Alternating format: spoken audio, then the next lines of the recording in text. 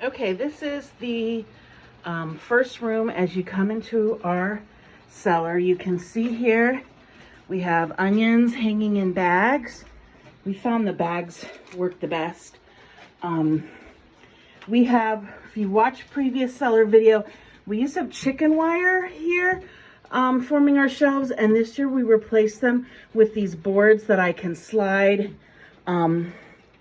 And these squash are probably primarily going to end up getting fed to pigs and chickens.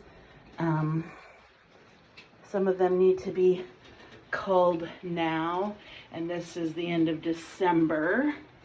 It's a little humid in here for the squash.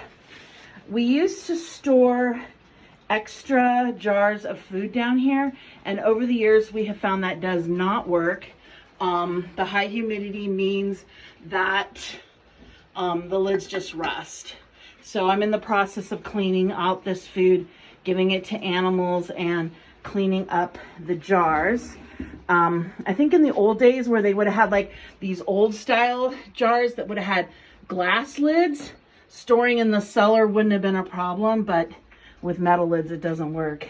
This is some more of our smaller winter squash that gets eaten first. And these are sweet potatoes that we're working on, and some of the smaller ones. So these are stored in the first room, which typically is a little bit drier than the interior room. This is the door into the second room, and you can see here, these are potato pins.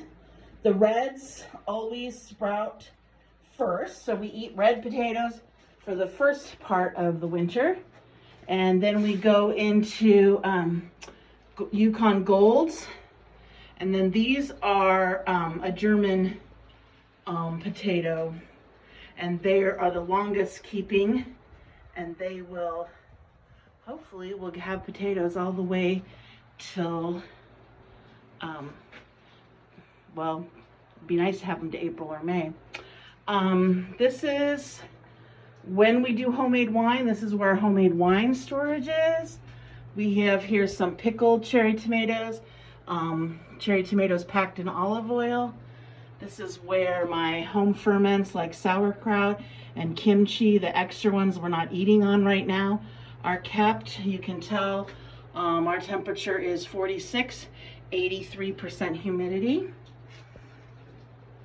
Right now I just have carrots stored in the ground in our hoop house, but if I do storage carrots, I pack them in sand in these shallow boxes.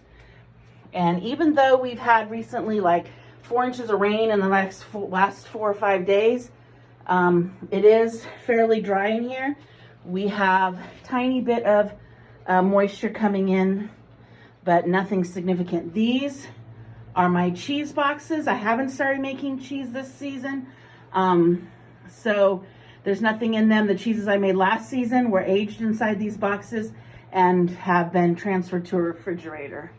I just have a few of our winter apples. I'm just doing an experiment.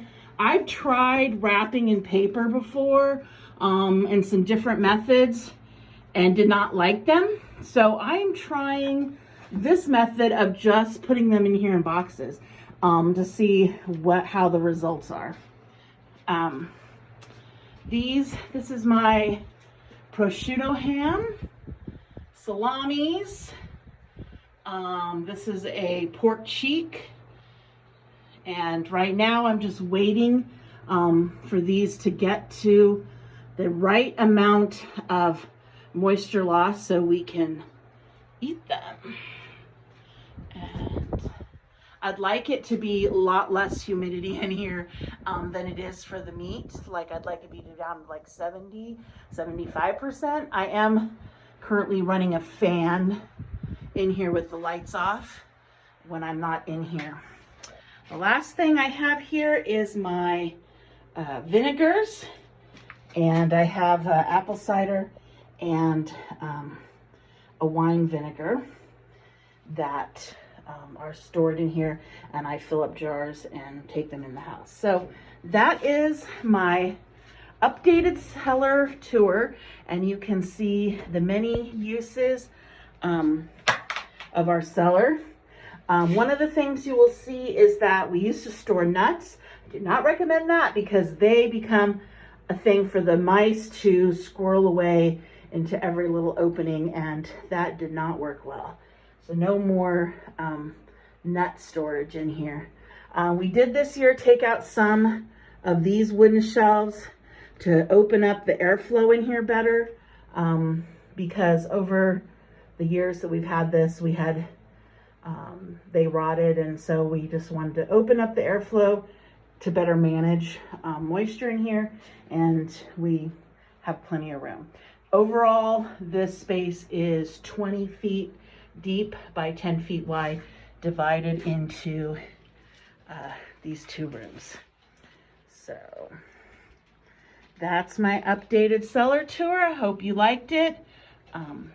Let me know in the comments if you have any questions.